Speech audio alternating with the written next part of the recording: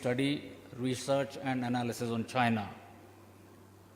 Your role in providing insights into China's military capabilities, modernization, and strategic thoughts is indeed noteworthy and commendable.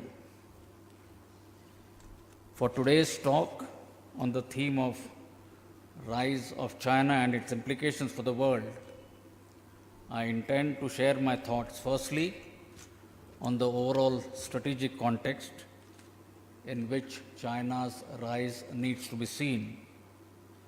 Secondly, I'll focus on China's rise per se, followed by implications of China's rise on our regional and operational environment, and finally, how are we addressing this challenge. So let me begin with the overall strategic context. In today's world, geoeconomics continues as the lead driver of geopolitical shifts. Complex global relationships are taking shape, driven by an interplay of interest, concerns, and aspirations. The resultant power plays range from cooperation to competition and containment to confrontational strategies. Consequently, strategic linkages are being redrawn as interest-based alliances. Traditional partnerships are under stress due to cost, duration, and the level of support. The bottom line in all these parlays reflect the primacy of one's national interests. The ongoing Russia-Ukraine conflict has only added to the turbulence in the landscape, with many aspects emerging profoundly in the geopolitical security calculus. The relevance of hard power has been reaffirmed, along with the primacy of land in determining victory markers and the imperative to be prepared for the long haul.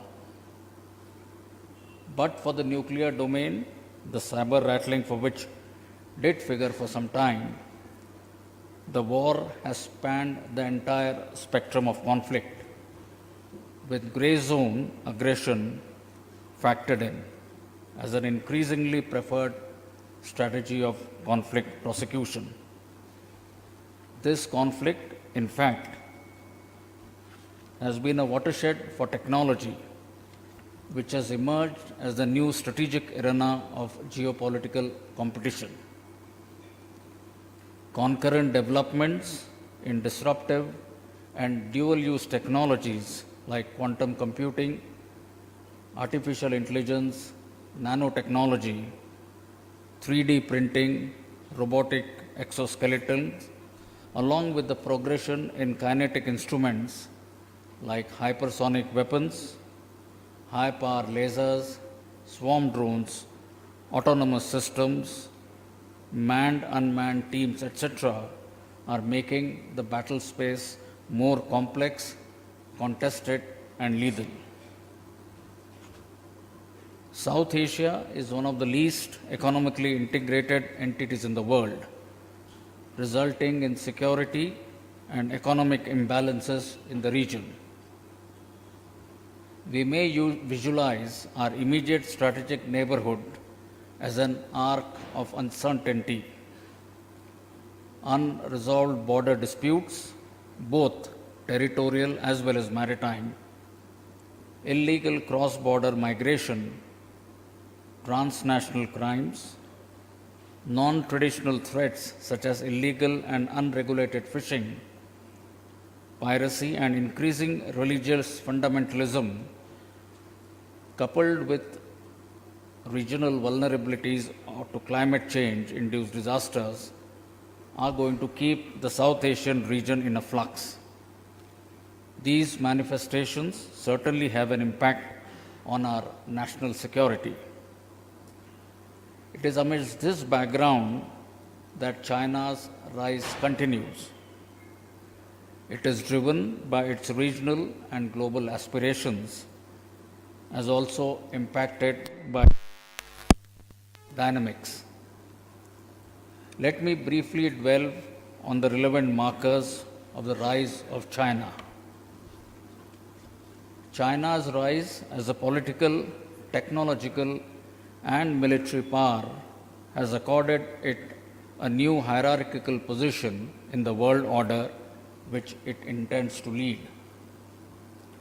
China's strides as a political powerhouse are evident in its pursuits for a much larger and higher seat on the high table. Brokering of peace talks between Saudi Arabia and Iran and putting forth the Chinese 12-point peace plan for ending the ongoing Russia-Ukraine conflict is reflective of a Chinese urgency to replace US as the global net security provider. It is also attempting to gain clout in international organizations which were traditionally dominated by Western nations. The means, though, remain through steady acquisition of key official positions, use of economic leverages, and aggressive wolf warrior diplomacy or bullying tactics. China advocates its political system as a democracy that works, distinct from Western practices of democracy. It defines this as social democracy. The prosperity quotient of Chinese citizens, their higher requirements of material and cultural life, and the economic heft of the nation today are put forth as proof of efficiency of their model. The essence of their belief in the same is reflected in the words of Xi Jinping, and I quote, "We have every confidence that we can give full play to the strengths and distinctive features of Chinese socialist democracy and make China's contribution to the political advancement of mankind," unquote. Its multi-pronged strategy entails, on the one hand, support to international institutions and agreements that seem aligned to its goals and norms, yet on issues of divergence such as human rights, it seeks to undermine such values and create alternative institutions and models. In domains where norms and institutions are still being established, such as internet governance, it works with like-minded regimes to create standards that reflect their interests. The era wherein Deng Xiaoping propounded hide your strength and bide your time is indeed over. In fact, the work report presented by Xi Jinping at the 20th Party Congress in October last year is a first-hand account of China's approach on everything from economic policy to diplomacy in pursuit of the great rejuvenation of the Chinese nation. A key takeaway was China's willingness to use force to incorporate Taiwan into the People's Republic, which was unambiguously articulated in the document as, and I quote, "We will never promise to renounce the use of force, and we reserve the option of taking all measures necessary," unquote. In effect, all its actions on the global geopolitical canvas reflect a Sino-centrist worldview, of it being the Middle Kingdom, and therefore rightly deserves to be seen as the cultural, political, and economic center of the world. China's growth in the economic domain is unprecedented. Within a few decades of initiating widespread reforms, it transitioned from a largely agrarian economy into a world leader in manufacturing and services sector. Due to its industrial prowess, it had also earned a name for itself as the world's factory. Following the success of China, many developing countries and their leaders have looked to emulate China. Today, it stands as the largest economy in purchasing power parity terms. Its economic rise, however, is also multifaceted. On the one hand, it is building an international network of coercion through predatory economics, while on the other, it claims pulling out more than 100 million of its own people out of poverty. Its pursuit to expand the sphere of influence through economic maneuvering, weaponization of resource supply chains, financing large infrastructure projects with scant regard for environmental and safety standards, and straddling recipient countries with unsustainable debt are there for the world to see. Issues of concern also continue to exist in cases of theft of intellectual property rights, stealing trade secrets and technology from foreign companies, as also its unfair trade practices. China's technological pursuits have been characterized by systemic efforts to acquire technologies from the West. This also entailed aggressively luring or poaching scientists and researchers from the West with unrestricted funding offers. Consequently, today, China has established a vast lead in high impact research across majority of emerging technology domains of defense, space, robotics, energy, biotechnology, AI, advanced materials, hypersonic systems, 6G and quantum technology. For some of these domains, all of the world's top 10 lead research institutions are based in China and are collectively generating more high impact research papers than any other country. China today is the world leader in patent applications. The Chinese, by virtue of being a totalitarian state, have given shape to an institutionalized civil military ecosystem which aims to harness technology, knowledge, governance, and infrastructure to meet security requirements. With such tech enhanced capabilities, China can and is accruing national security advantages for itself while posing a threat to its competitors and adversaries. China's economic transition and technological progression has given it the capability to emerge as a major military power. Concurrent to its military rise, its strategic doctrines too have seen various shades, from a war zone concept of fighting a limited war under high-tech conditions to the three warfares approach entailing public opinion, psychological warfare and legal warfare, and of late to that of an unrestricted warfare with conventional capacities being available to effect massive destruction of an adversary. The continued focus on technology and specifically AI into its military warfighting systems and doctrines is evident from the 19th Party Congress report. It urged PLA to accelerate the development of military intelligentization, entailing not only integrating AI into existing warfighting functions, but to use it to shape a new cognitive domain and revolutionize their approach to warfighting.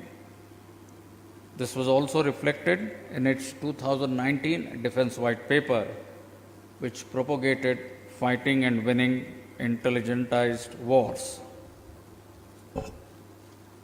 In the response context, it is also prudent to recognize China's grey zone actions, which involve kinetic and non kinetic forms of assertiveness and coercion aimed at achieving strategic goals without provoking a conflict.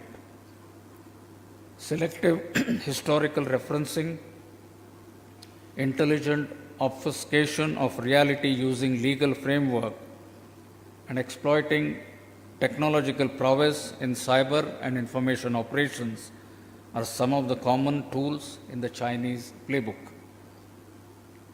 It is increasingly displaying a willingness to project its military power as seen from its aggressive attempts to establish military bases in the Indo-Pacific, Africa, and more importantly, in our immediate neighborhood as well. The rapid expansion of PLA Navy is reflective of its extra-regional power projection intentions. The proliferation of its military weapons, equipment, and technology is enhancing military capabilities of a number of states, some in South Asia too, which is of concern. Its forays in the South China Sea, rejection of international tribunal awards on maritime claims, activities in the Taiwan Straits, and actions along the LAC bordering on bellicosity make it increasingly apparent that China's interpretation of an international rules-based order rests on might is right.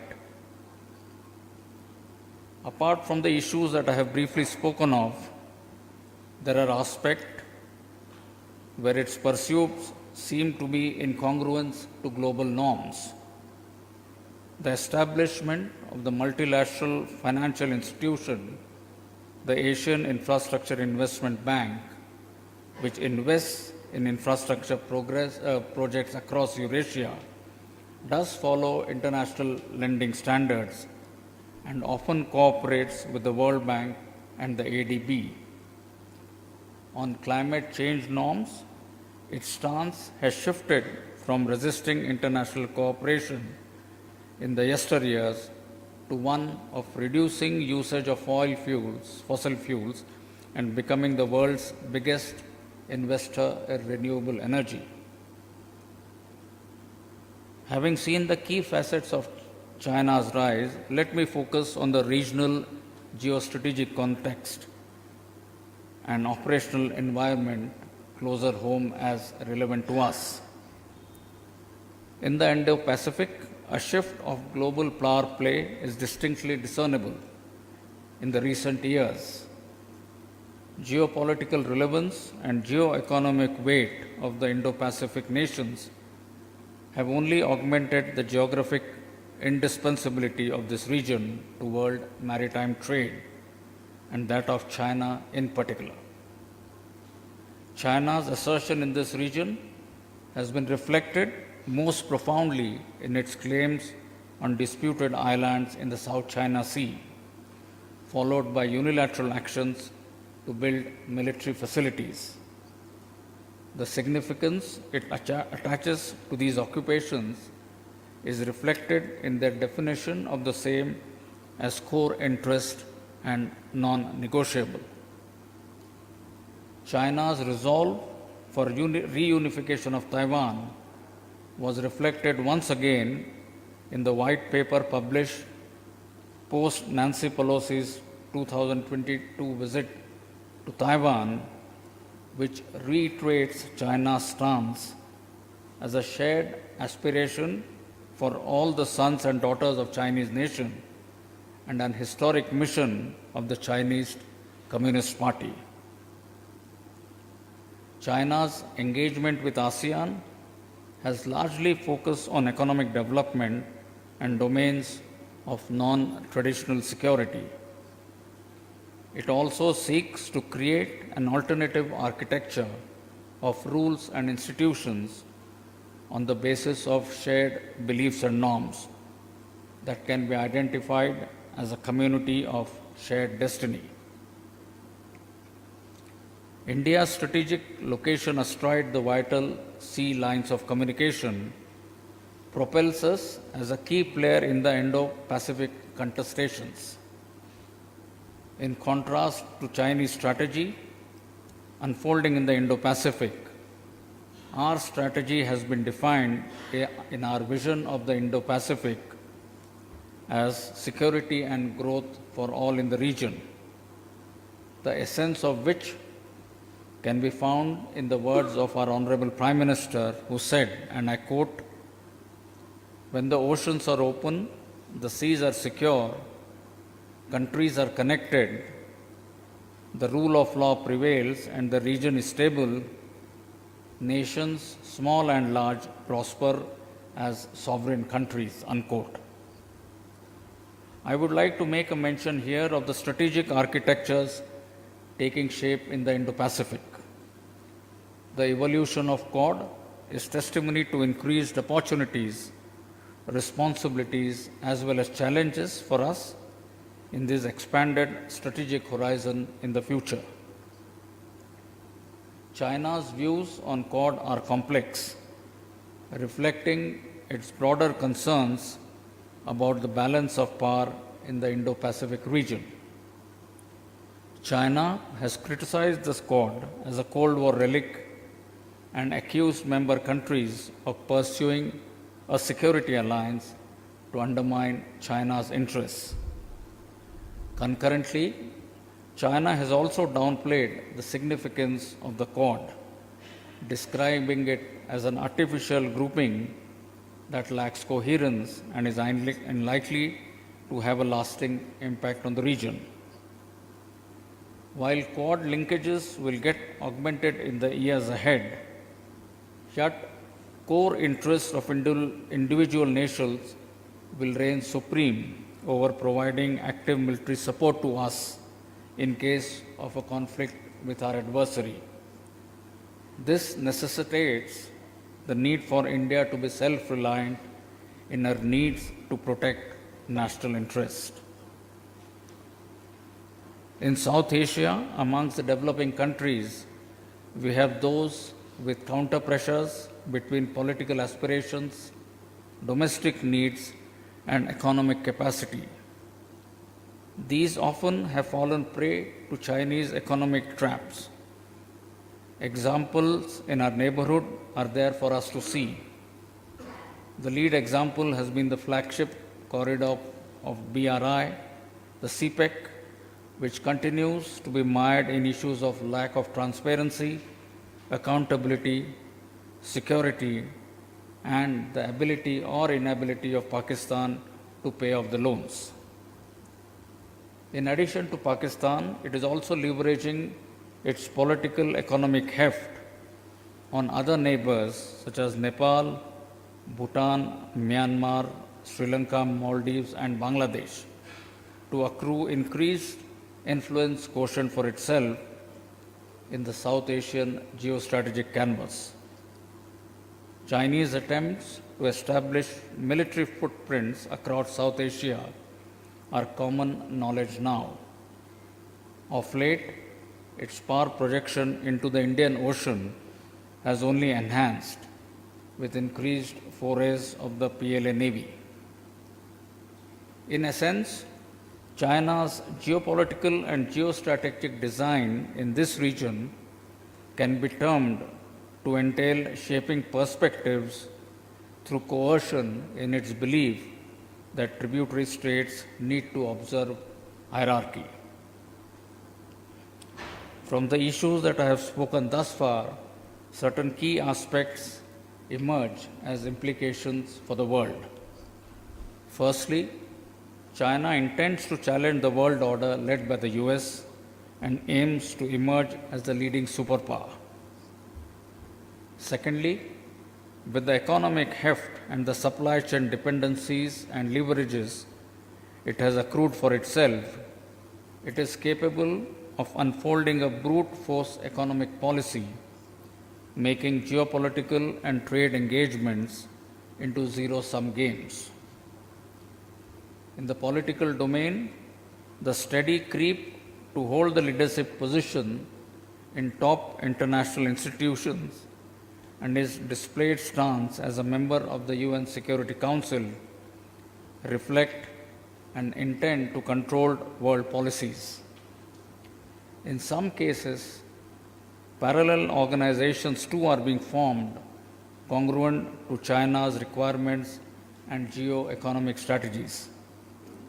It also suggests increased cogency between China's foreign policy and military prowess in the prosecution of China's aggregate national interest. As a leader in niche technology R&D, it has accrued for itself the capabilities to retain a dominating and dictating position in myriad of domains where technology is an enabler. Next is the increasing belligerence stemming out of both economic and military power. Increasingly, evident attempts by China and propensity to project power outside its region portends a threat to the rules-based international order. Leveraging of its military power to settle disputes, regain territories to which it stakes claim, and establish new footprints to safeguard its interests has serious implications in the global security canvas. Last but not the least, with the comprehensive national power it has secured for itself, it is certainly in a position to establish strategic partnerships, dictate regional geopolitical developments, shape major world event outcomes by weaponization of instruments, linkages, dependencies, and conditional support. I wish to spend some time in talking of the current operational environment and the situation. I think the most important aspect of our operational environment remains our legacy challenges of unsettled and disputed borders. Pockets of disputes and contested claims to territory continue to exist due to differing perceptions of the alignment of the line of actual control. Transgressions remain a potential trigger for escalation. Border management hence requires close monitoring, as infirmities in border management can lead to wider conflict. As you all know, we have 4 agreements and protocols of 1993, 96, 2005 and 2013 in the military domain to maintain peace and tranquility on the LAC. Of concern remains the violation of these by China with their attempts to carry out transgressions across the LAC. The boundary issue cannot be divorced from bilateral relations, and this is amply reflected in the statement by our External Affairs Minister, Dr. Jaishankar, who said, and I quote, "For ties to return to a positive trajectory and remain sustainable, they must be based on 3 mutual sensitivity, mutual respect, and mutual interest. And I reiterate that the state of border will determine the state of the relationship," unquote. The current engagement mechanisms exist at the political, diplomatic, and military levels, which are being optimally utilized to ensure stability along the LAC. Talks are continuing under these established mechanisms. China has over the years accrued significant capacities for force mobilization, application, and sustenance of military operations, consequent to development of infrastructure of military significance, be it roads, airfields, helipads, or billeting structures. The Indian Army's strategic orientation and long-term capability development has been with a focus on the northern borders. We have carried out the required rebalancing of forces to effect the desired response metric on the northern borders. We have adequate reserves and are prepared to deal with any contingency. Our preparedness remains of a high order and troops continue to deal with the PLA in a firm, resolute and measured manner while ensuring the sanctity of our claims. We have ramped up our efforts to fructify the operationally critical infrastructure and logistic requirements, especially the forward area roads. The Indian Army is working in synergy with all agencies in the forward areas to upgrade the infrastructure. If one was to give a prognosis on the subject from India-China perspective, some key issues come to fore. India has today emerged as a significant player in the global stage. Today, we are the voice of the global south with our growing economy, technological advancements, and strategic partnerships with other nations. Our soft power, cultural diversity, and democratic values also contribute to our rising influence on the world stage. As former US President Barack Obama once said, and I quote, "India will play a defining role in the 21st century as a responsible global power," unquote. That statement itself acknowledges India's potential as a leading nation in the world and its ability to shape the course of global affairs, and is a testament to its resilience, innovation, and commitment to progress. India-China bilateral ties do stand influenced by the great power rivalry currently playing out between China and the US. The Chinese strategic community and leadership view India's relations with the US as aimed at balancing China. Former Secretary Vijay Gokhale notes in his paper that the correlation between the growing strategic relationship between Delhi and Washington and the deteriorating ties between Delhi and Beijing seem to bear out the basic premise that China sees India mostly through the lens of China's relationships with the United States, Russia, and other powers. Major powers today appear ready to take the China issue head on. The US-China contestation is sharpening by the day, and Europe too is reevaluating its ties with China. Western powers are claiming bigger stakes in the Indo-Pacific and partnering with states in the region to provide an alternative to Chinese hegemony. 2023, in fact, will be a watershed year for India in global policy making. With the presidency of G20, India shall play an important role in finding pragmatic global solutions for the well-being of all, and in doing so, manifest the true spirit of Vasudhaiva Kutumbakam. The SCO presidency provides us an opportunity to further strengthen our ties with Russia and other Central Asian republics to accrue the required counterbalances in the security canvas.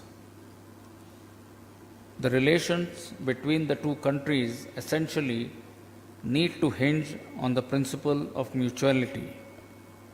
To ensure peace along the LAC, adherence to existing protocols and agreements are a sine qua non. LAC needs to be respected and disputes should be resolved through established mechanisms and not through unilateral application of force by troops on ground to alter the status quo. Maintaining peace and tranquility on the borders forms the key basis of development of relations in other fields.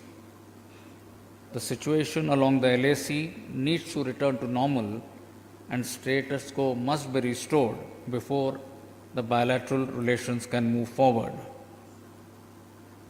Both sides need to be sensitive to the aspirations and interests of the other side as the second and the fifth largest economies of the world. As we seek to narrow our divergences and manage our differences, understanding the long-term perspective is extremely essential. If one were to dwell specifically on China's rise and predictions that it would soon affect a unipolar world, I would like to quote again from our External Affairs Minister, who said, and I quote, "The rise of China, the share of China in global economy, in global technology, in global influence, these are undeniable factors.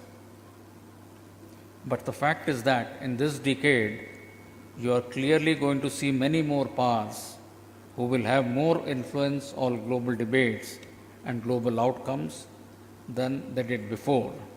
Some of them would be sufficiently separated from the rest of the herd to be seen as a pole, and therefore you will have multipolarity." Speaking specifically about the Indian Army, I would like to highlight the steps taken by us to address this challenge or the imperatives in light of the security implications I have covered in my talk earlier. We intend to enhance our operational preparedness and increase efficiency in functional and administrative domains towards becoming a more modern, agile, adaptive, and technology-enabled future-ready force. Our roadmap to achieve this entails undertaking transformations that stands on the edifice of 5 pillars, first of which is force optimization and restructuring. Second is modernization and technology infusion. Third is modifying, refining, improving our systems, processes, and functions. Fourth is the human resource management. And the fifth is improving jointness, integration amongst the 3 services. As part of force restructuring and optimization endeavor, our intent is to reshape our organizational structures from the perspective of a future needs for achieving a better combat responsive metric. We are making a transition from a manpower intensive army to a technology driven one. Under the modernization and technology infusion endeavor, major initiatives are currently underway to transform ourselves into a modern, technology-driven Atmanirbhar and battle-worthy force. Provisioning modern weapons and equipment and leveraging niche technologies is intrinsic to this effort, for which the Indian Army is committed to find indigenous solutions. The next transformational pillar entails efforts to enhance the efficiency of our systems, processes, and functions. Technology again is being leveraged to augment effectiveness and outcomes through automation, digitization, and networking. In the human resource management domain, a path-breaking and progressive initiative has been taken through the implementation of the Agnipath scheme, which is progressing well. As part of our 5th pillar of transformation, our pursuit to jointness and integration with the other sister services remains an enduring one. The cross-linkages are being nurtured so as to aggregate our capacities and capabilities in a much better manner. To conclude, I would like to say that today our nation reflects a confident optimism about the future. With our growing economy, military and diplomatic capabilities. As the nation's influence expands, new challenges are bound to build up. Some will question our rise, some will contest it, and others will attempt to compete. As a nation, we need to ensure that our national interests remain paramount and we unfold our strategies to secure and further our national interest. I would like to assure everyone present here, the Indian Army is well trained, equipped, combat hardened, and well prepared to take on any security threat or challenge that may come the nation's way. In the end, I wish the Savitribai Phule Pune University and the Center for China Analysis and Strategy all the very best in their future endeavors. Jai Hind.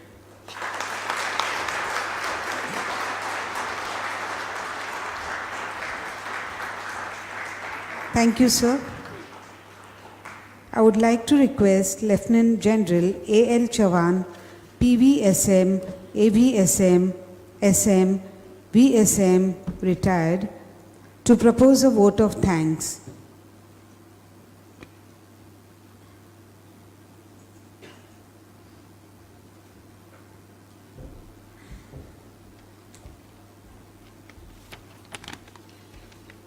So, Bharti Madam, the honors and awards which we get don't retire. Only the person retires. So, Chavan is retired, but the rank and the honors and awards which I have doesn't retire. Yes, those will be with you, sir. Our respected Chief of the Army Staff, sir, General Manoj Pande, Param Vashisht Seva Medal, AVSM, VSM, ADC, Honorable Vice Chancellor, Professor Dr. Kale, sir, Honorable former Vice Chancellor, Dr. Karmalkar, sir, Shri Jayadev Ranade, President of CCAS, New Delhi, all deans, the management, council, Senate members, invited speakers, especially our foreign friends. I wonder how many of the foreign speakers are here. And dear students and colleagues, a very good evening to you all. I deem it a great privilege to have been asked to extend a vote of thanks on this important occasion. The very presence of the Chief of Army Staff today's program, despite an extremely busy schedule, is a reflection of the importance he attaches to such serious academic pursuits. We are inspired by your gracious presence, sir. I, on behalf of the entire fraternity of the SVPU and the CCAS, extend to you a hearty vote of thanks for gracing the function and sharing this with this august audience, your vision on the issue of the rise of China. You have in fact undergirded the entire subject for tomorrow, and you set the stage for an excellent discussion which is, I'm sure, going to take place after this.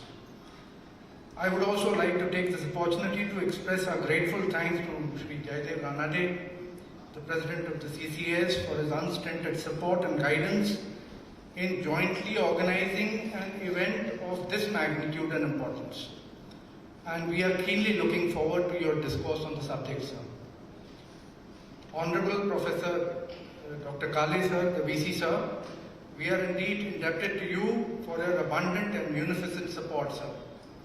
And it gives us so much of strength and confidence to go ahead with the event, sir. We are fortunate to have with us the former Vice Chancellor, Professor Karmalkar, sir. Thank you very much for your warm and reassuring presence out here, sir. We are thankful to the Pro VC, Dr. Sonavne, Dr. Praful Prawar, the Registrar, the Management Council, Senate members, the Deans of the SPPU for the gracious support. Our sincere thanks go to the media personnel, both print and electronic, as well as the IT cell of the SPPU, the Grey Eye Vision for their endeavor to give wide publicity to this important seminar. An event of this dimension requires very meticulous planning and execution and an eye for detail. We've been fortunate enough to be backed by a very motivated team of dedicated colleagues who know their job, and the results are on display today itself. Thank you, all of you, who have put in such an excellent show, for your perseverance and hard work. Special word of thanks goes to Ms. Namrata Hasija from CCAS, who's been instrumental in coordinating the effort. with the staff of the Department of Defense and Strategic Studies and the International Center. The chairpersons, the RSP scholars, and our dear students, you are all central to this. And we thank you all and hope this seminar opens up new horizons of research and analysis for you all. Thank you very much and Jai Hind. Thank you, sir. I would like to request everyone to stand up for the national anthem. Jai Hind and thank you.